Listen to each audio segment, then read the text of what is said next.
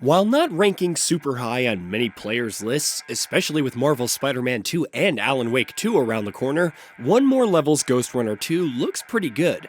Based on the recent demo, it offers some fast-paced action, impressive fidelity, and more.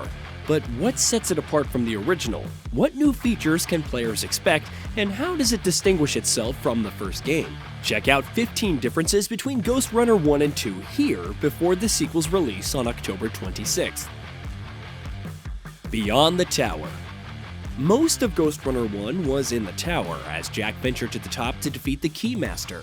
Other factors were in play, including factions like the Climbers, whom Jack would converse with through Zoe. For the most part, the story takes place in the tower. The sequel takes place 1 year later, with the tower in chaos and Jack and Zoe working together to gather clues on someone named Mitra. Based on the recently released opening cutscene, Jack is seemingly not the last Ghostrunner, but the others seem to have a plan that spells bad news for the tower's residents. How it ties into the AI cult that Jack is hunting as he ventures outside into the wasteland remains to be seen. I'm in position. Beyond this point lies the Hammer's territory. You want to go the safe route or the fast route? The usual one. New HQ and dialogue system. One More Level is expanding on the overall lore of the Ghostrunner universe in some new ways with the sequel. While Ghostrunner 1 saw you going from mission to mission, obtaining snippets from the dialogue and audio logs, the sequel features a base of operations to take a break between levels. There are also NPCs to interact with and a dialogue system for delving more into the narrative. Alternate routes. One immediate change in Ghostrunner 2 compared to its predecessor is the many approaches for different situations. As seen in the recent demo, you could take one route and fight a group of enemies up close in a blitzkrieg. Stealth-minded players can crawl through the vents and get the drop on them instead, making for a much easier encounter.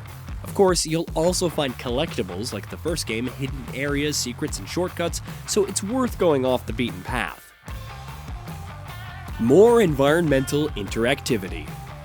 Along with more ways to navigate levels and approach different situations, Ghostrunner 2 also offers more interactivity than its predecessor. Blowing up explosive barrels and bursting through breakable walls is one thing, but you can also pull down walls with your grapple, crushing enemies underneath.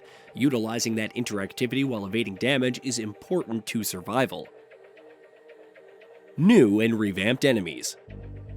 Some classic enemies from the first game return in revamped form, with AI seeing improvements to better react to the player's tactics. Ghostrunner 2 also has several new enemy types, and while details are sparse, we have seen some powerful new bosses and the odd creature here and there. All in all, expect a variety of threats to slice and dice. Overhauled progression. The original game had an upgrade system where you would allocate modules within a limited space. It was also a bit like Tetris, which makes more sense when you see it in action, allowing for abilities like an additional charge and reduced cooldown for dash, easier deflects, and greatly increased focus regeneration. As for Ghostrunner 2, it's hard to say because developer One More Level hasn't said anything.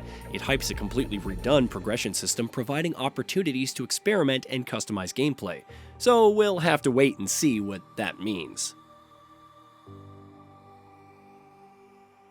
New abilities. Along with dash, deflect, and focus for slowing down time, Jack had 4 skills in Ghostrunner 1.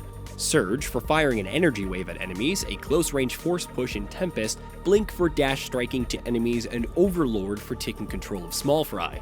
Each had upgrades to improve their functionality. Dash and deflect are still very much here in Ghostrunner 2, with Jack now capable of dashing twice in the air. But there are also new abilities. Shuriken is a helpful projectile for exploding barrels and assassinating targets at range, though some may deflect it if alerted to your presence. Others include Shadow, which leaves behind a clone to distract enemies, cloaking, and new ultimate attacks, and these can be mixed and matched as the player desires. Blocking attacks. Another new component in Ghostrunner 2 that was lacking in the original is the option to block. If stuck in an unsavory situation, blocking provides another second or two of survival. Since it drains the stamina gauge and only works in one direction, constantly standing still and taking damage while being swarmed from everywhere isn't possible. Nevertheless, compared to Ghostrunner 1, where you could dodge or deflect, it's a welcome new addition.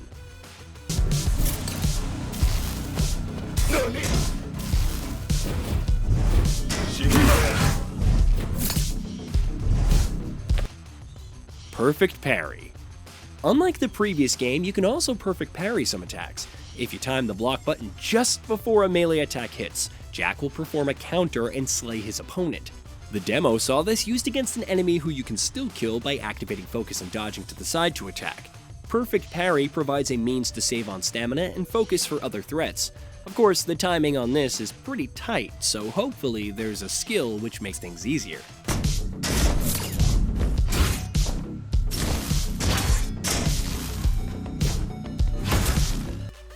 Bike. One massive new feature in Ghostrunner 2 is the bike. It has its own set of levels, and eventually weapons, with players dodging laser grids, riding on walls, and narrowly getting ahead of closing gates. Interestingly, motorbike levels are touted as far more complex and open world than typical levels. Perhaps that applies outside the tower, but we'll have to wait and see.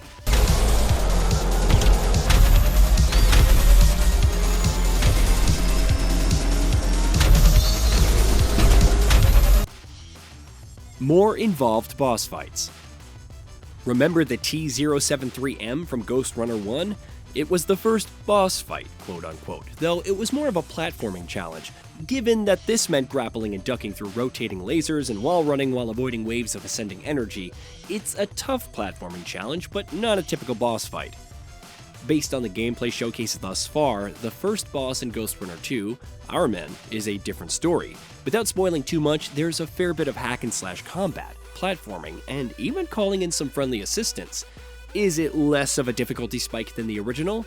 Sure, but it's also a more combat-oriented encounter. We'll see if subsequent boss fights can go even higher. New modes. Ghostrunner offered the standard story mode and later added wave mode, with 20 waves of difficult encounters and a roguelike structure. New modes are coming in Ghostrunner 2, and though there aren't any additional details yet, you can still compete on the leaderboards. They're also available for friends on the same platform, a small but welcome change. New Cyber Void sections. In Ghostrunner 1, the Cyber Void provided a break from the fast-paced parkour and insta-death action by offering different puzzles. While still the case in the sequel, one more level promises more freedom and non-limited movement in the Cyber Void compared to the original. Furthermore, there will be some combat sections to spice things up. Community challenges. In addition to leaderboards, Ghostrunner 2 will have community challenges. These will be added periodically, with players earning different rewards for showcasing their skills. Interestingly, said challenges encompass multiple aspects, from speedrunning to creating art. Of course, while all participants will likely receive prizes, the top competitors can claim exclusive rewards. PC requirements. Ghostrunner 2 is a significant step above the first game with its PC requirements. Even comparing size, the first game only needs 22 GB of space, while the second requires 65 GB, almost 3 times as much. Also, only Windows 10 64-bit is allowed. For Ghostrunner 1, an Intel Core i5-2500K or AMD Phenom 2x4 965 with 8GB of RAM and a GTX 1050 and Radeon RX 550 were good for 720p 60fps on low settings. The sequel requires an Intel Core i5-4590 or AMD FX 8350 with 8GB of RAM and a GTX 960, Radeon RX 480 or Intel Arc A380 for the same. As for recommended settings, the first game necessitated a Core i7-6700K or Ryzen 5 1500X with 8GB of RAM and a GTX 970 or Radeon RX 5700. This delivered 1080p 60fps at high settings. Ghostrunner 2, on the other hand, requires a Core i9-9900K or a Ryzen 5 5600X, 16GB of RAM, and either an RTX 2070 Super, Radeon RX 6800 XT, or an Intel Arc A770 with DirectX 12. The given specs are subject to change, and since the sequel is a current-gen console exclusive, expect the requirements for 4K to be even higher. Hey, did you know that we at GamingBolt upload new videos every day? Stick around, drop a like, subscribe, and hit that bell, and let us know what kind of content you'd like to see in the future with a comment below.